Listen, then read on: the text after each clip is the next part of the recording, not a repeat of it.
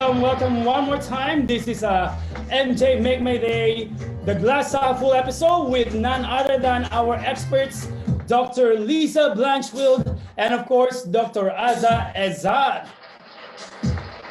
All right, today is Friday, 9 p.m. in the evening, and we're streaming live right here in our studio in New Jersey, USA.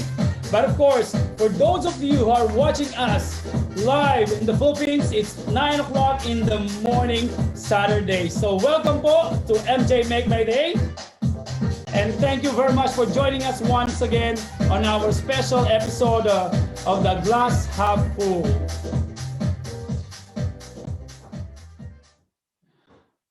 All right, once again, my name is MJ Make My Day, and I would like to welcome you to our conversation for this evening. And of course, this morning, when if you are watching from the Philippines, so tonight's topic is ways to improve balance in life. Please join the conversation via Zoom meeting, and all you have to do is to key in the meeting ID number 814-5495-4282, and the passcode is 356982. All right, so without any further ado, I would like to introduce you to our licensed counselor mental health experts. I would like to welcome you to, please help me welcome none other than Dr. Lisa Blanchfield. Dr. Lisa? Hello. How are you doing, Dr. Lisa? Very good. Hello. How are you? We're doing okay. Thank you. Thank you so much. So welcome back again to the Glass Half Full episode of MJ Make My Day. Thank you so much. Good All to right. see you. Thank you very much, Dr. Lisa. And of course, the co-host of Dr. Lisa Blanchfield. Please help me welcome none other than Dr. Azza Ezzat.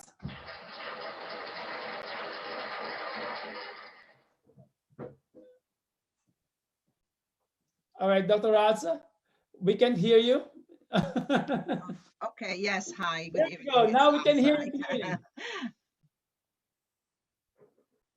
All right, so how are you doing tonight, Dr. Azza?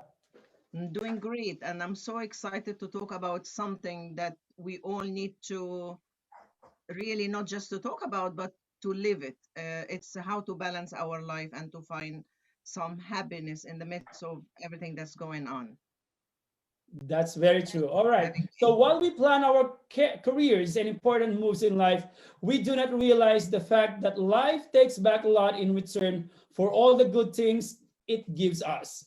With our daily routines and hectic work schedules, we lose a little bit of us every day. However, it is our family, friends, and our inner self that help us to start afresh every new day. So why is it important to have a balanced life? I would like to turn you over to our host, the Glass Half Full, Dr. Lisa and Dr. Azza.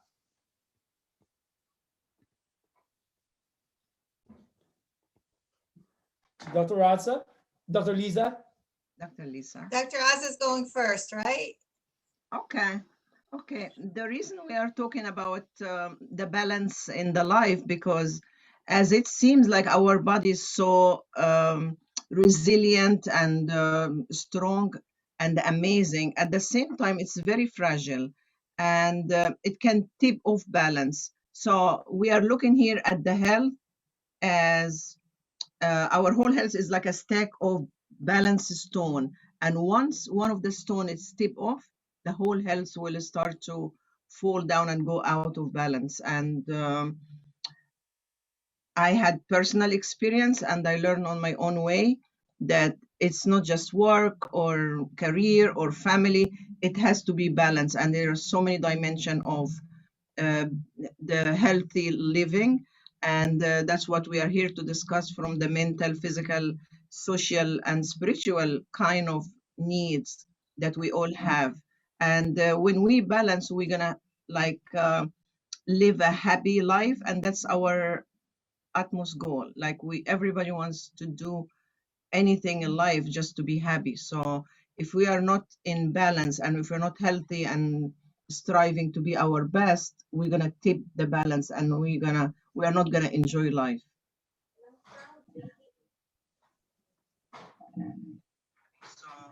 we are not in balance, arriving to be our balance. Thank you very much, Dr. Azza. All right, I'm going to turn you back over to Dr. Lisa. So I think this topic we've been discussing, Azza and I, for years as medical, which we know that Dr. Azza has that experience, and then I have the psychological background.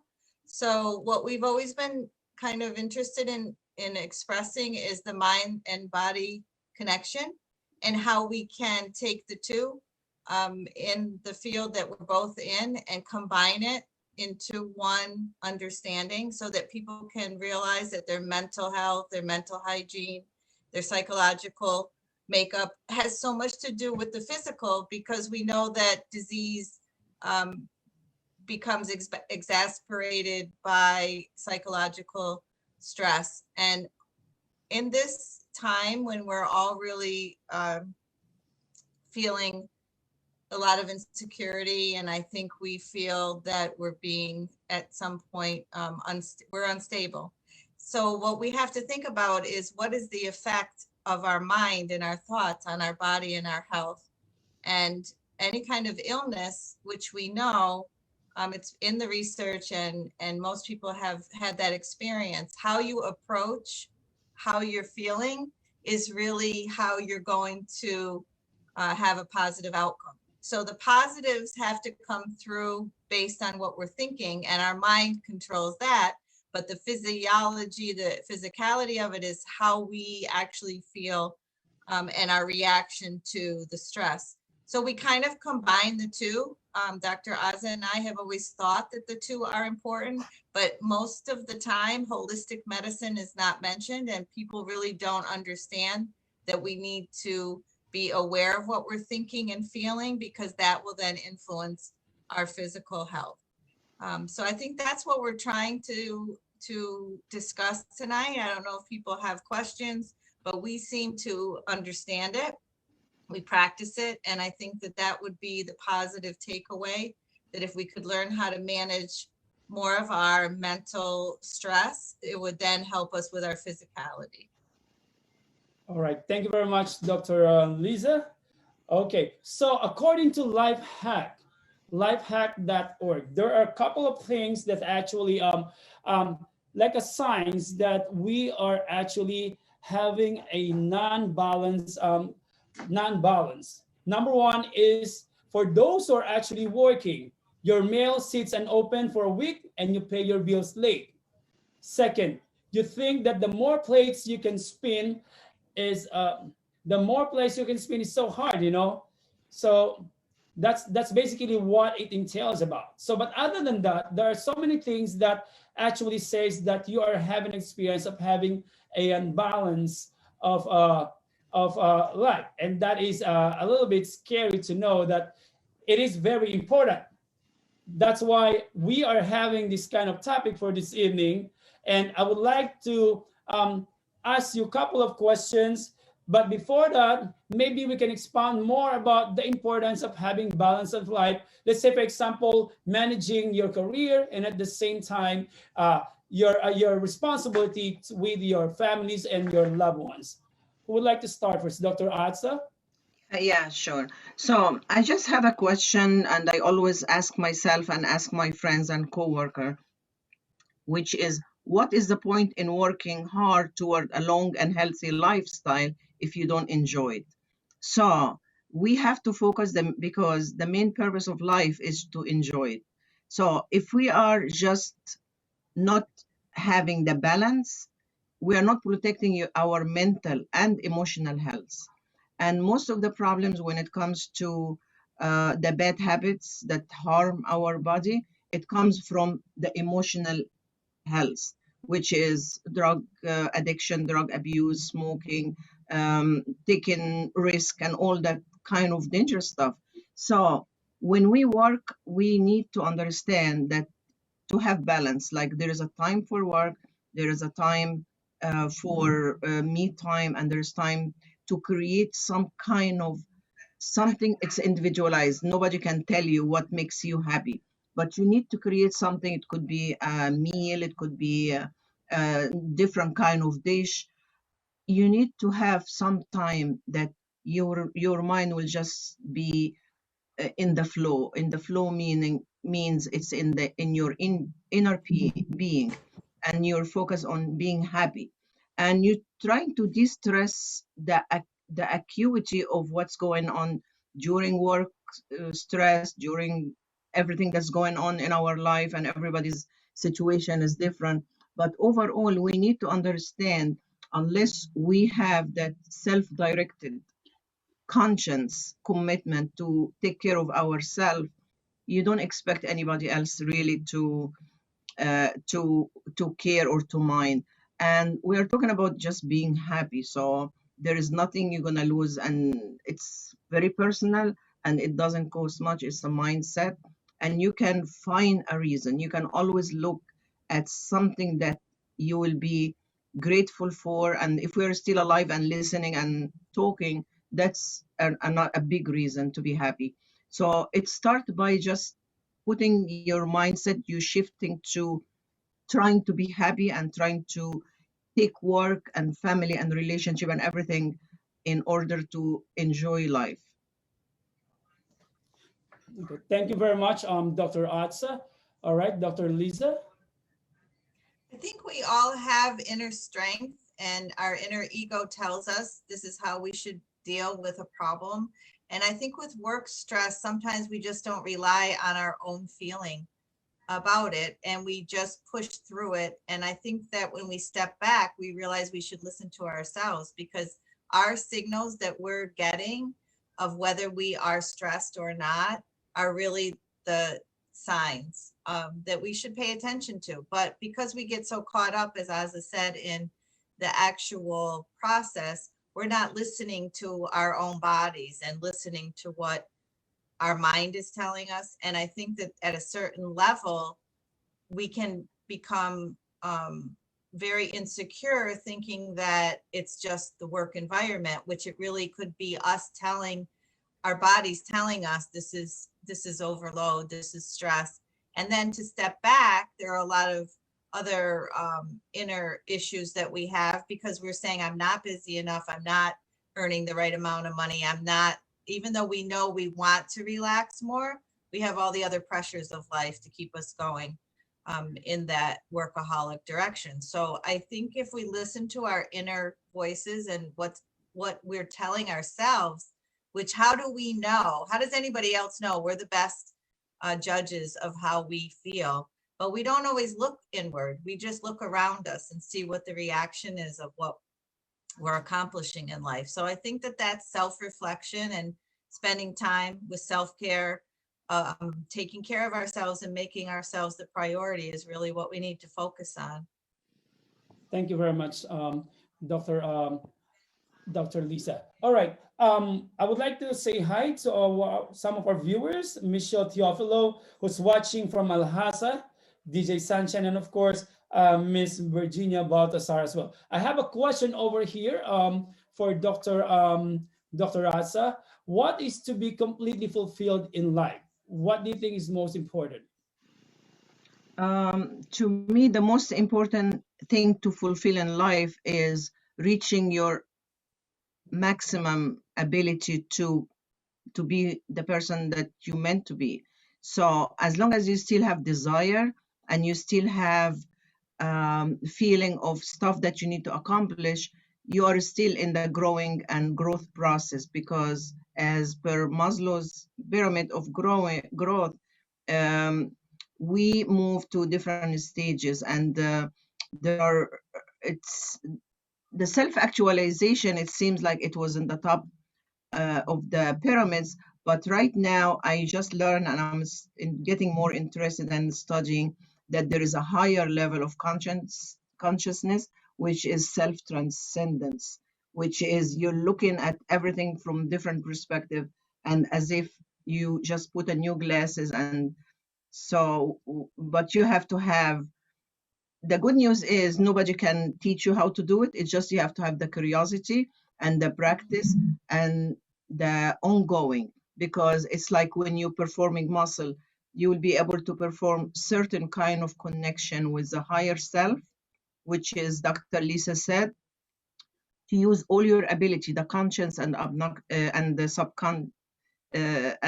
and you just have to relate and make kind of therapeutic relationship, because sometimes we can drive ourselves with our inner self to go in not desirable direction. So the answer to the question is there is no limit as long as you are still desiring achieving more. It's your mind is expanding and stretching and will take you there. Thank you very much, Dr. Asa. How about what values, qualities of being must be present for you to have fulfilled life?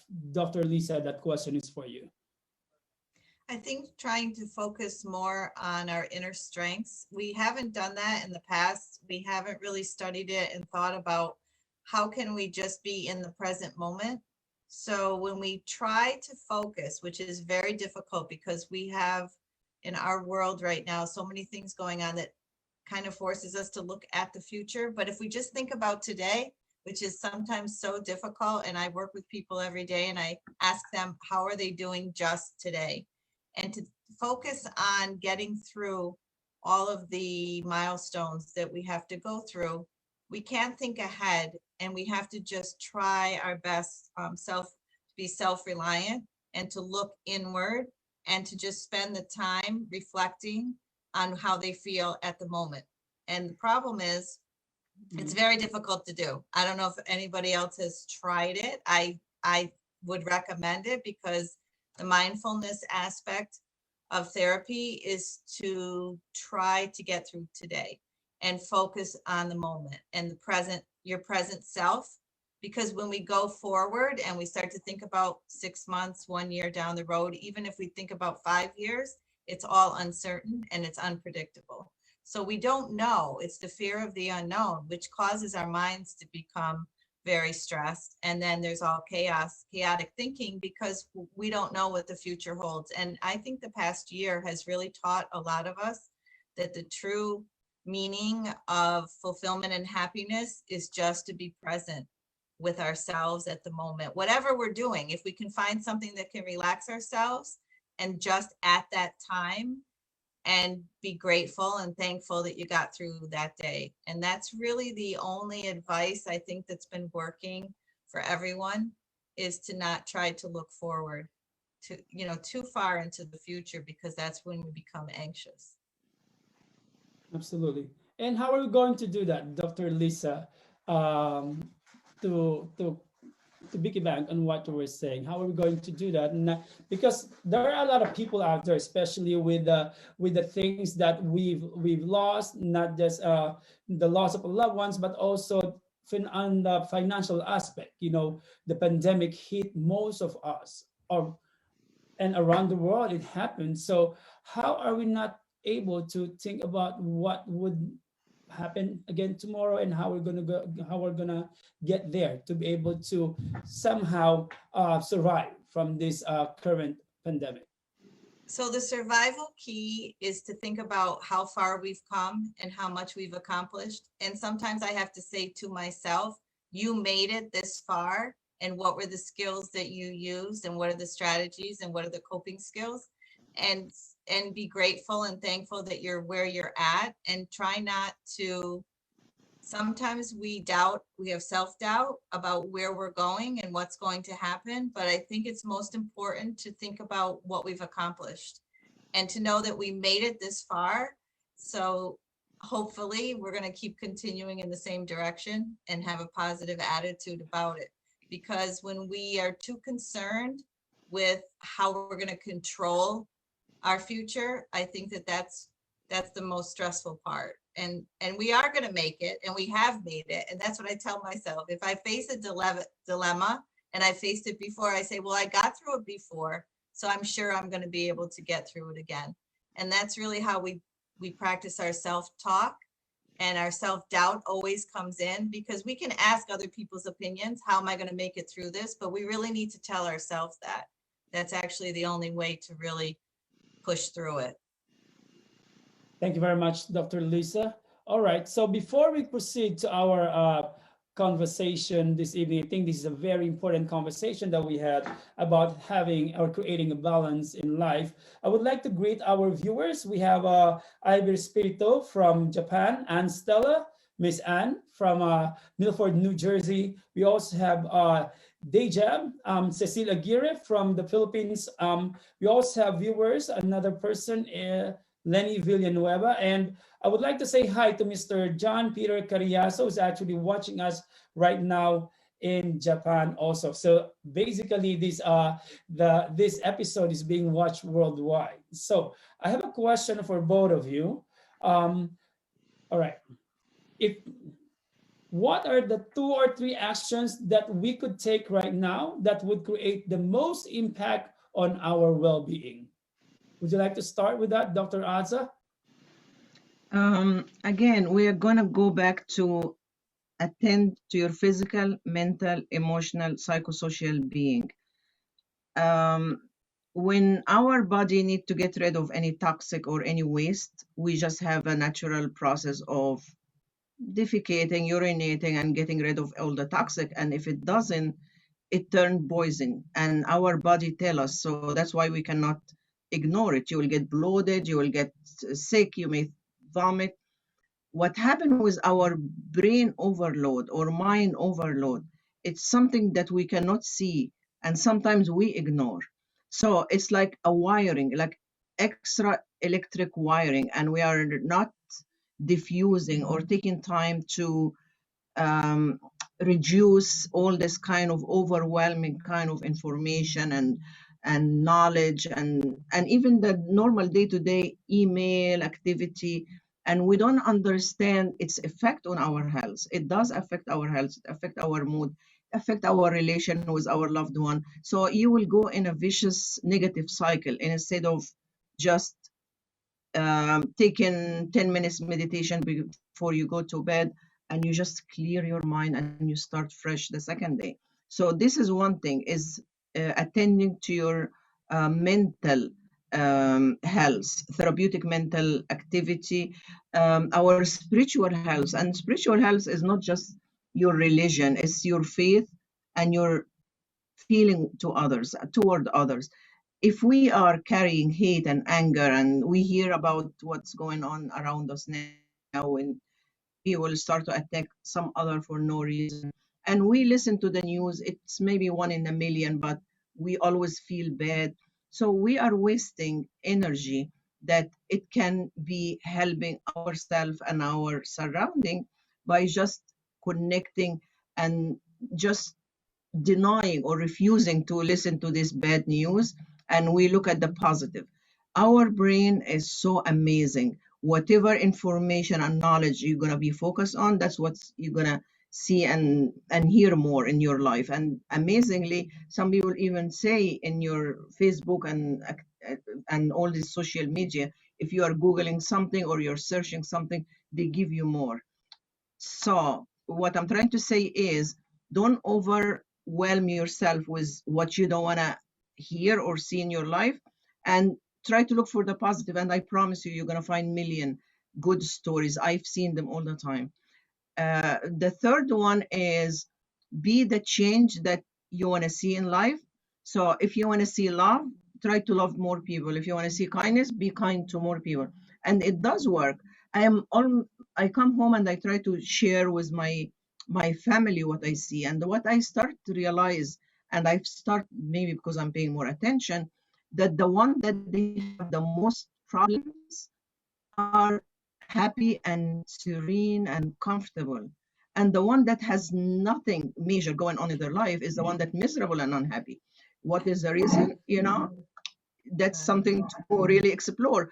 I had an experience with a patient of mine that we were just going to interview and take history, and the woman had breast cancer that went to her liver and to her bone.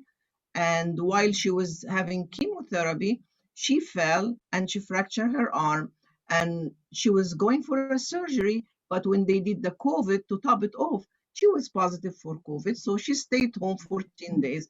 What else can you want to hear that somebody have should be really miserable?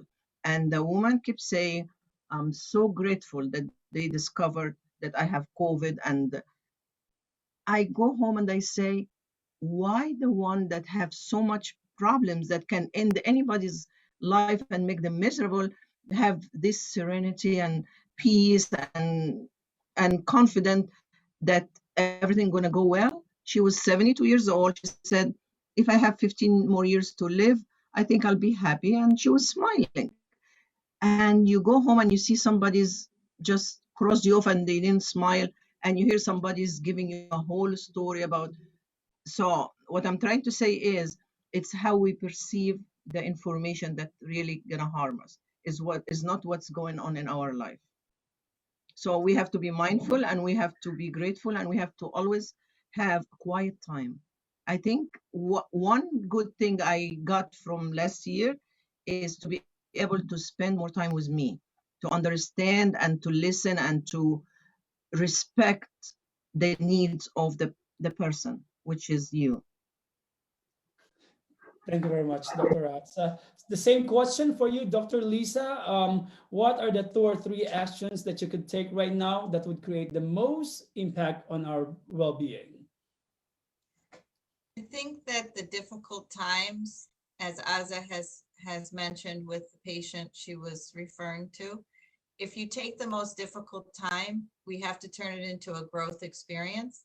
We have to learn from it. We have to understand that it is happening to us, and it's because it's our turn, or why not me, or yes, it is okay. And once you accept it rather than fight it, I think your stress level will go down. And then to work through it and grow in the experience, because we have to accept that this is, whatever it is, has happened to us, and really not to dwell on the why and whose fault is it and who can we blame for whatever happened. So when we grow through the experience, we suffer, we have pain, we have heartache, we have loss. We've had so much loss this past year, but what did we learn? And how have we grown from it? And how can we do better?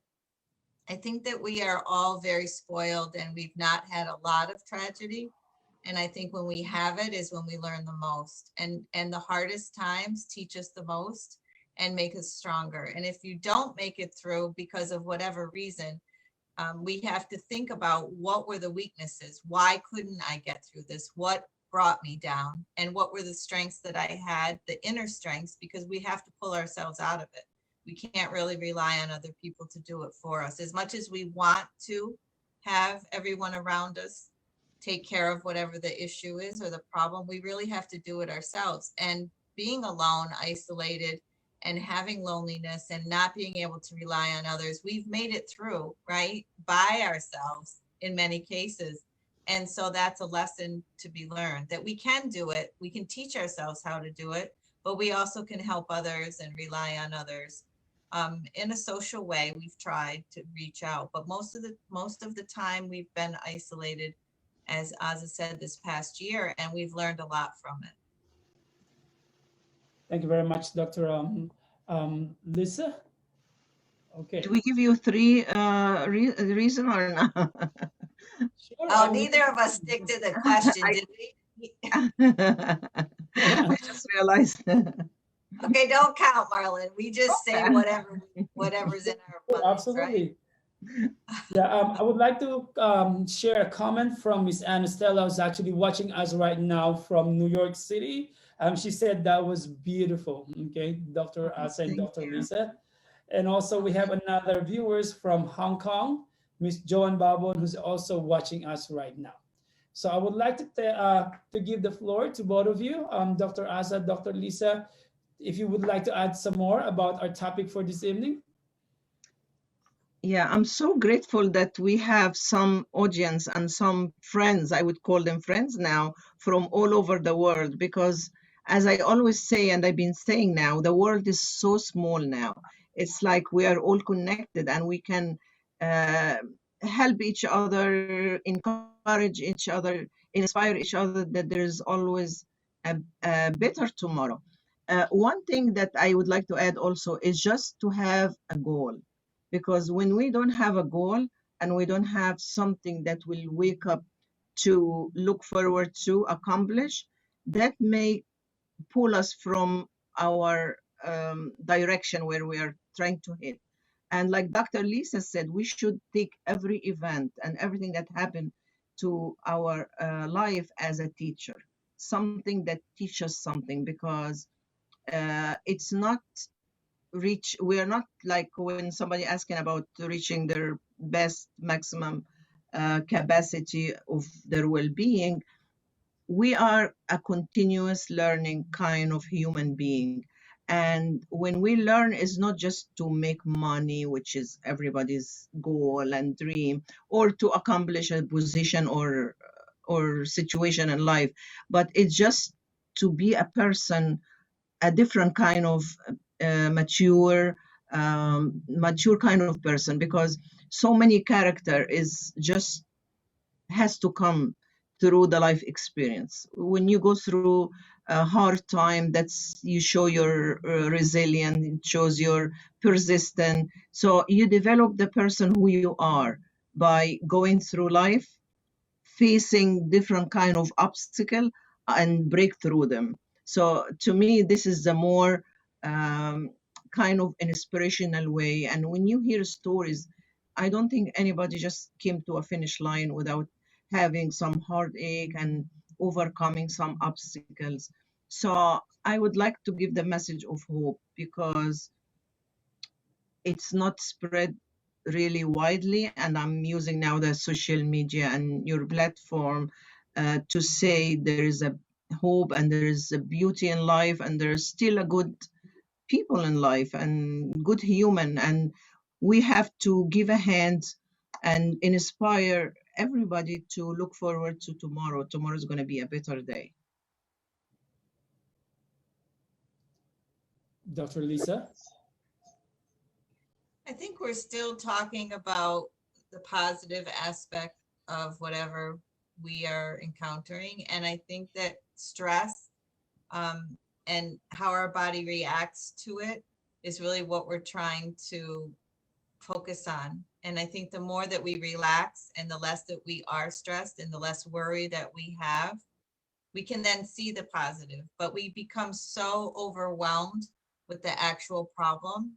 And I think I listen to people all the time tell me exactly what the problem is. And then we have to dissect it. We have to come up with coping strategies. You need support. You need someone usually to help you through it. But we have to first figure out what the problem is. And half of 50% of the problem is just understanding what it is. But people have difficulty with that. And I think if more people could reach out and just have a conversation, or even have a diary or a journal, or write what it is that's bothering them, or what's worrying them, or what their issues are, then we can actually have a platform to talk about it. But so many people are in denial of what exactly it is that could be holding them back from their success, or keeping them from reaching their goals. And there are a lot of natural things in life that could happen, but until we actually can figure out what it is and name it and say it and kind of work with it, that's really the key to the successful part of the journey. And people have difficulty with that. And I think that having some help and motivation with that, I know Azza and I for years have talked about how to kind of push people through, bring them through. She does it as a clinician, and the body and the mind together, they're two aspects of whatever it is we're dealing with. But when we kind of combine it and work together, it really helps people to reach the end goal. And that is to be successful, come through whatever turmoil or drama or health issue they might have, and come out stronger on the other end.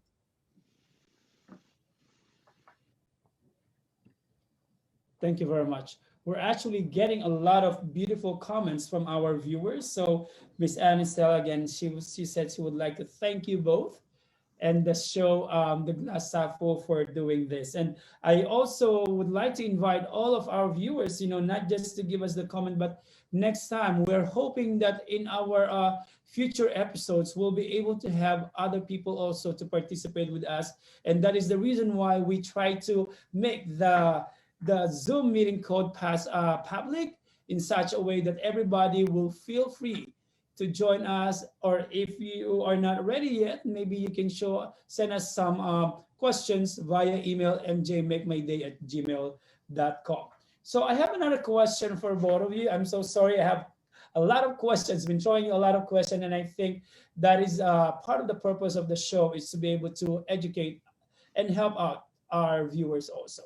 So for us, or for myself, or for other people that is actually watching at the moment, do we really have to make some sacrifices to be able to have a balanced life? And if you could give us some of those little sacrifices that we can do.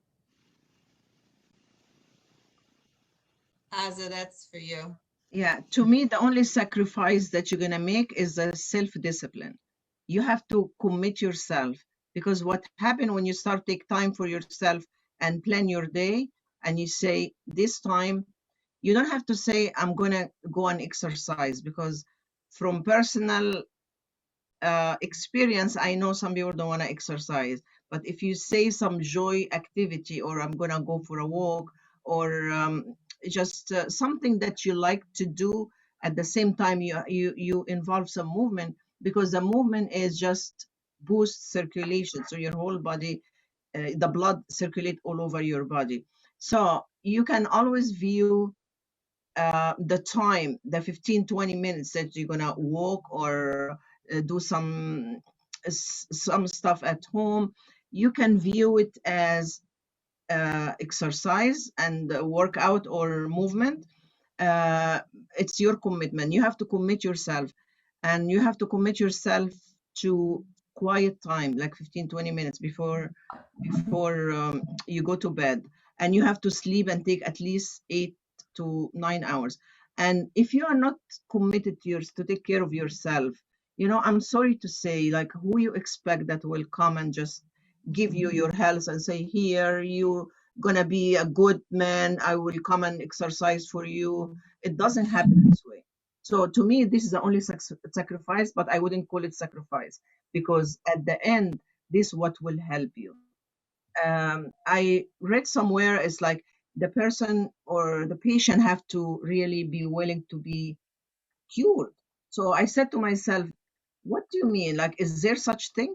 And apparently there is some such thing, that some people just enjoy being sick, enjoy being the attention of, I am having this many issue, look at my problems, is bigger than yours, and they will never come out of it.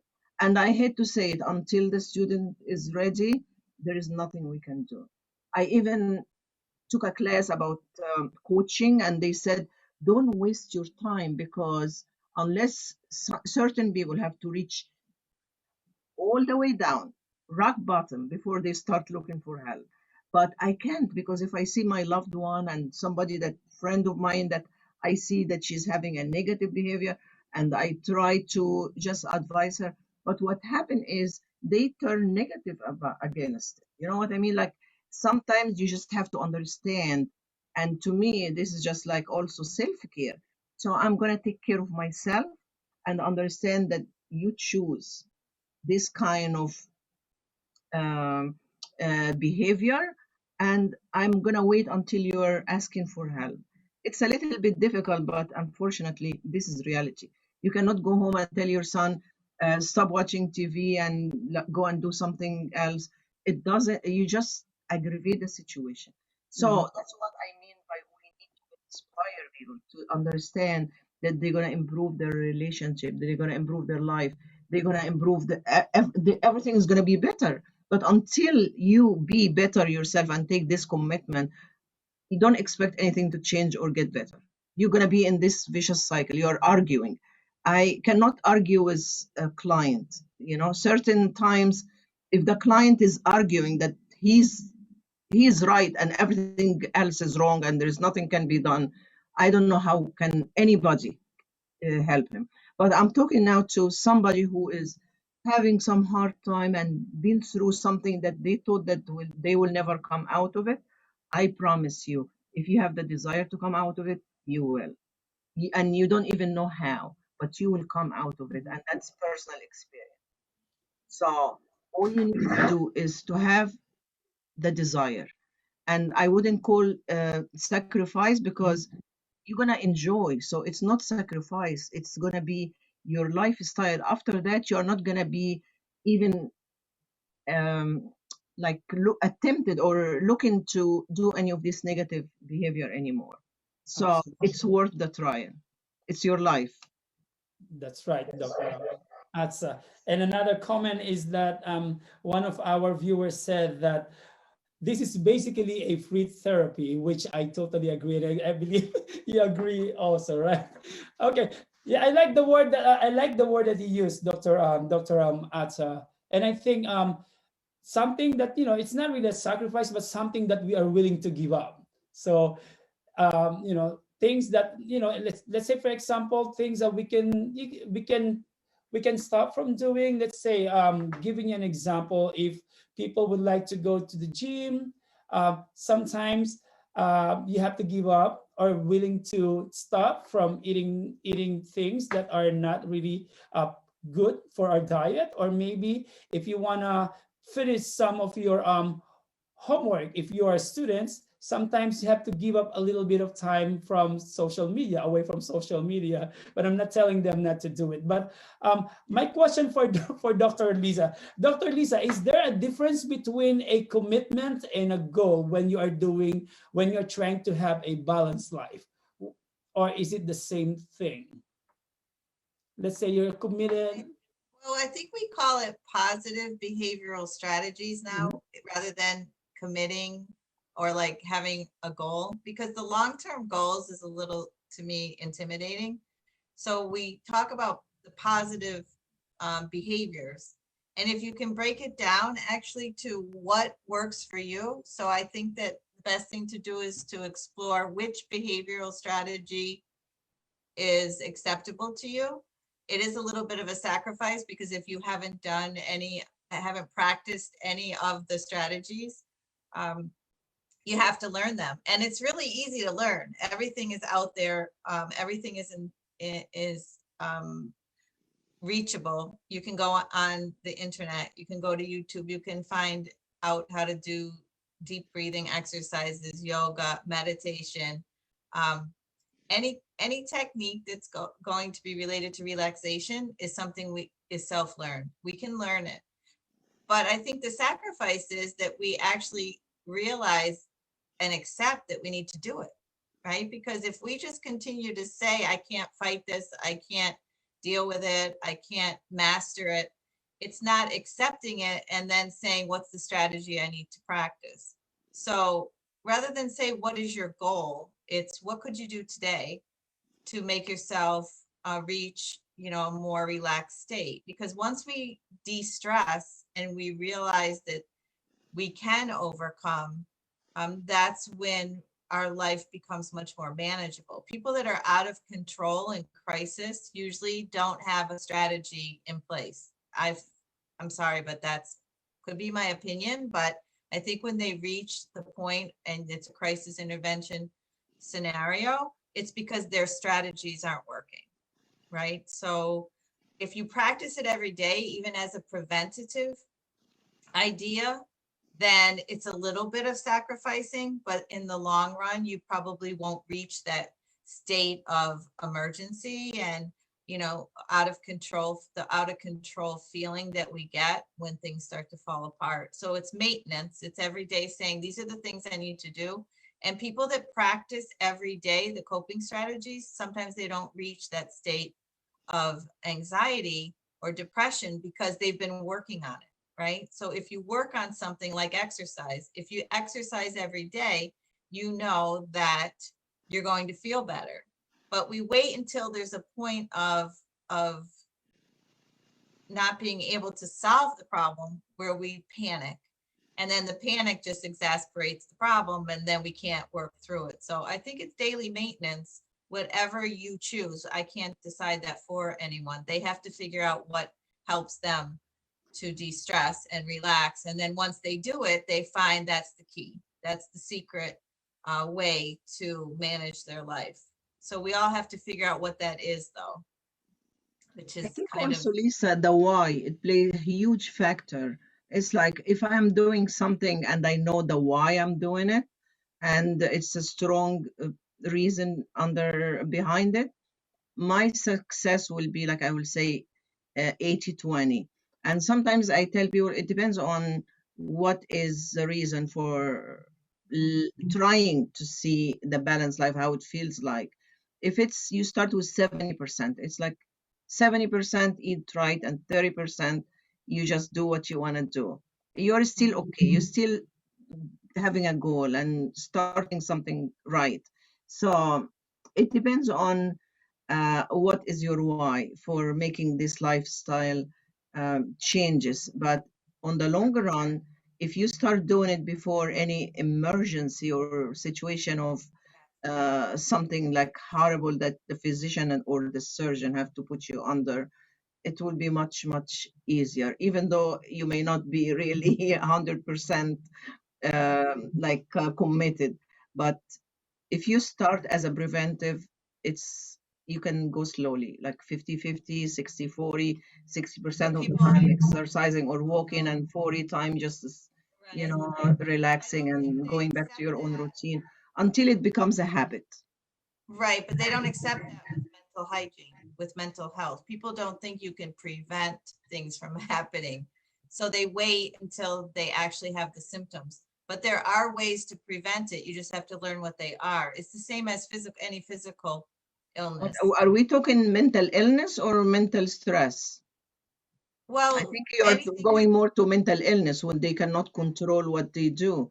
Because well, they can usually, if it's a control it. trauma, what do you expect the situation or the stress will be for the rest of their life?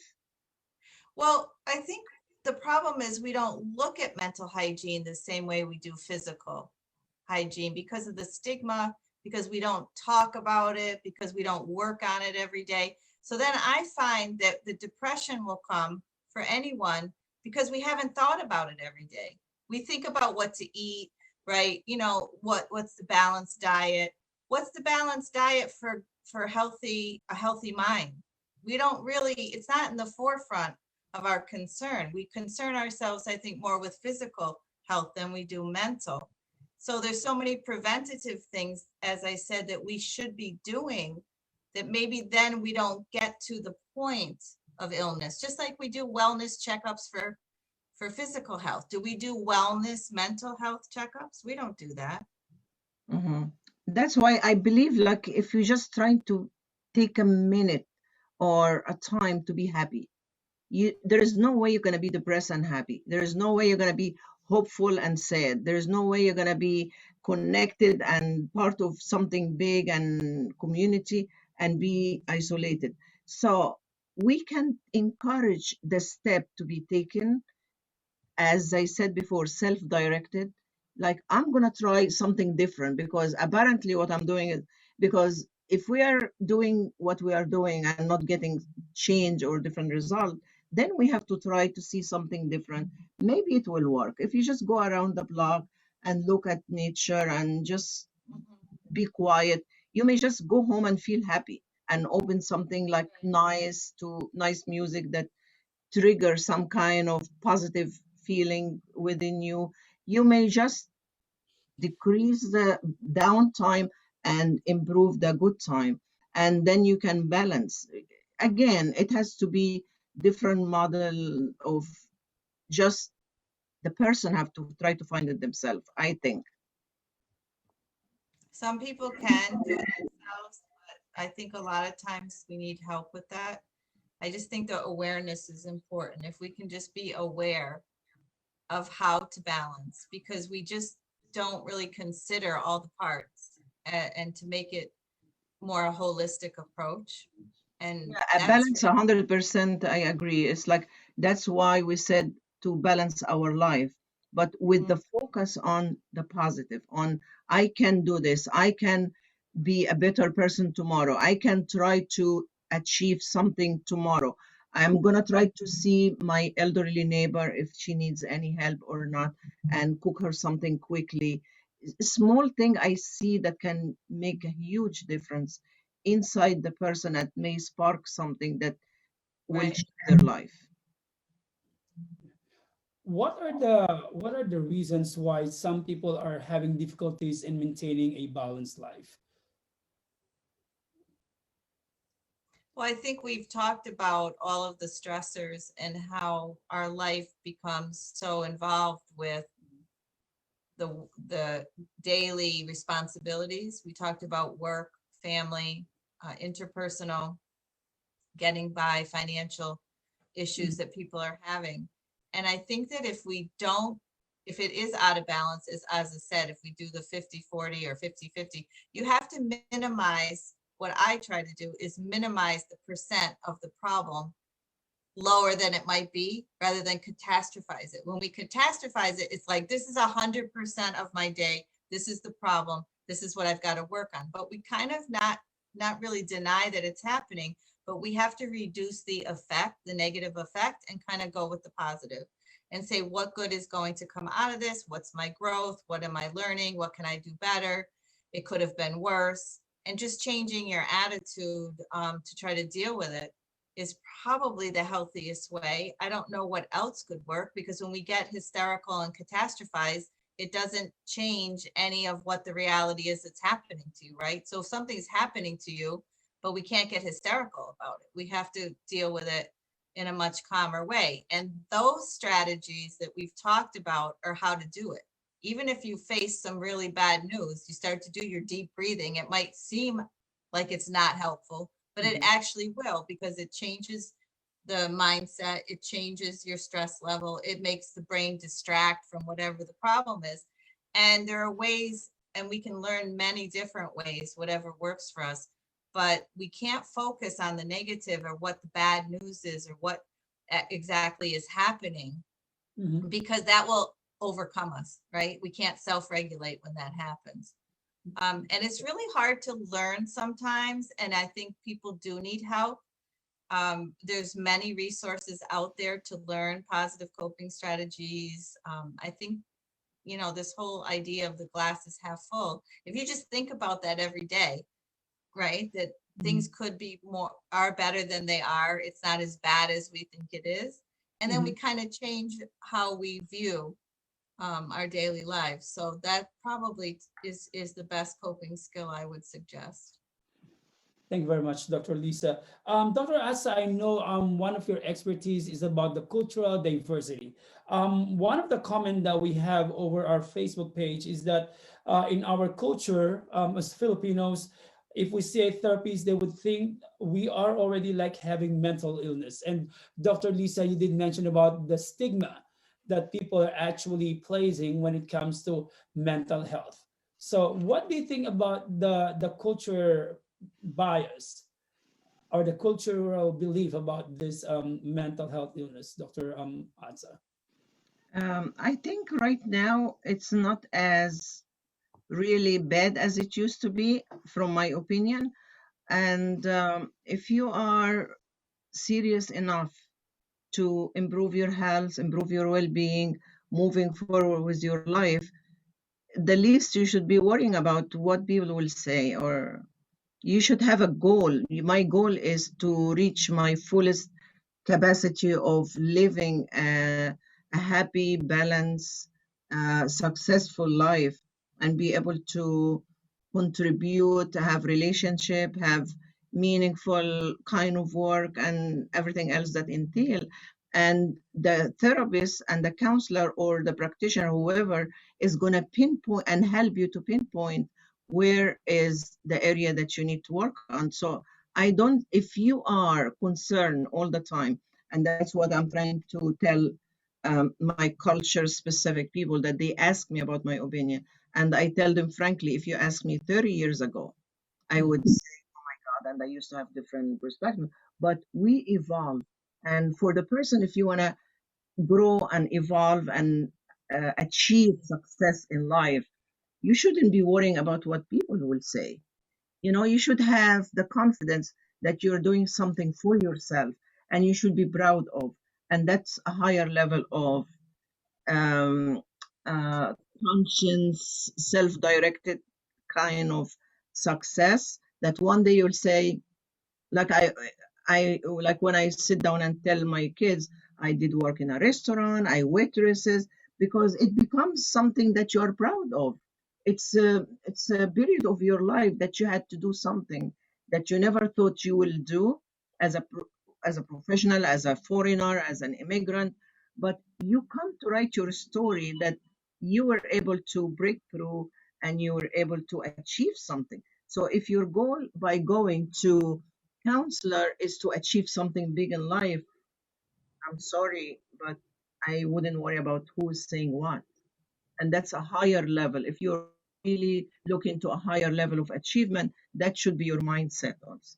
It's all about your goal. It doesn't matter what people would say, because guess what? No matter what you do sometimes in life, and that's what I learned, that you are not going to make people happy and pleased, and you're different, and you have to accept that you are different in a positive way. It's not a negative way, and you're here for a reason. And if we are all the same, then there will never be progress in life or humanity. So just focus on why you're going to seek some help, and focus on resolving that issue that's stopping you or preventing you from reaching your goal. Thank you very much. Before we continue, I would like to promote to everyone, especially to our viewers, that I will be teaching a mental health first aid class on March 27, presented by the Department of Health of Jersey City, New Jersey. So hashtag healthier JC. What is mental health first aid? Actually, mental health first aid is a course that teaches you how to identify, understand, and respond to signs of mental illnesses and substance use disorders. The training gives you the skills you need to reach out and provide initial help and support to someone who may be developing a mental health or substance use problem or experiencing a crisis. So I am a certified mental health first aid instructor. So I will be teaching the class on March 27. That is a Saturday from 9 p.m. to 4 p.m. in the afternoon. So if you are interested, please send us a message in our Facebook page, or also you can send me a message on my email, mjmakemyday@gmail.com. All right, I can't believe it. The 60 minutes is over already, but our viewers are still enjoying the quote unquote the free therapy that they're getting from our experts, Dr. Lisa Blanchfield and Dr. Azza Ezzat. I would like to say hi also to Jefferson from the Philippines and also Ivy from Japan, who's actually watching right now. All right. Before we end our the glass half full, I would like to ask our experts for their parting words to our viewers. We'll start off with Dr. Lisa Blanchfield. I think we can just try to focus more on ourselves and our self-care, self-regulation of our emotions. And if you do need to seek help, go within your support group, your family, your friends, your colleagues, and try to express how you're feeling and come up with some sort of positive strategy to work through it. I think that it's hopeful for anyone to try to change their behavior. I just think sometimes it's a little more difficult when we have to do it alone without support. So I would recommend that we, in the process, try to lean on someone and look for someone for support if it's difficult for you to do it alone. And there are many, many resources. And that first aid, mental health first aid training is one example of how we're trying to incorporate mental health as first aid in the community. And I think the more that we're able to talk about it and discuss it and make it a part of everyday living, it'll be much easier for all of us. Thank you very much, Dr. Lisa Blanchfield. And of course, the other half of the glass half full, Dr. Azza Ezzat. Yeah, I just want to echo the importance of the first aid certificate and training, because sometimes when you spot something early enough, you can have a greater chance of intervening and preventing much worse kind of situation of the overdosing and the death. There is no shame for being addicted to drugs. We are addicted to food sometimes. There is no shame of going the wrong direction, but there is always hope for coming back. and being certified mental health counselor is a great joint to early identification and intervention, and not just changing life, saving life as well. So excellent, excellent journey and great job. Thank you very much, Dr. Azza. You're actually doing an amazing job, and I can believe that how many months we've been doing the glass half full, and there's a lot of people that are actually watching us all over the world. So please, for those of you who would like to participate in the conversation and be part of the glass half full, Dr. Lisa and Dr. Azza are very generous and very kind to attend to your needs. And again, I would like to make use of that free therapy session that you're getting with the glass half full. All right. So please join us again. Our next episode will be on April 16. It happens every third Friday of each month. And hopefully next time we're gonna be getting more people to participate. Thank you very much, Miss Anastella, to all our supporters, Miss Ralph Renan, Ivy Jefferson, DJ Sunshine, of course, Virginia, Miss Joan Babon. You know who you are, DJ Deb. Thank you very much. But before we end, I would like to share this message from Forbes. All of us need to recognize and remember the importance of having balance in our lives. Set goals for yourself on the time you will spend doing quality things with your family, and set goals for yourself on the time you will spend productively at work. And don't forget that you need to set a goal for the time you will spend just for you. Because most of us forget to set aside a time for ourselves. Not us. Absolutely. We get so busy taking care of everyone and everything around us that each day we don't even think about ourselves. Okay? So please have time for yourself. Take a little time to meditate each day all by yourself. Clear your mind and just sit in silence. Somewhere beautiful and peaceful would be best spot to do this, but anywhere quiet will work. Let your mind think about all the beauty around you in this world. Think about all your blessings. Think about absolutely nothing at all, just be at peace. Then get up, take a deep breath, and smile. After all, the world is still beautiful. All right. So with that, thank you very much again. Let's have a big applause for Dr. Lisa Blanchfield and, of course, Dr. Azza Ezzat. Thank you. Thank you. Anything else that you would like to add, Dr. Azza? Thank you so much. Well said. Thank you again. Dr. Lisa? Yes, we always enjoy our time together, and I hope that we're imparting some knowledge too.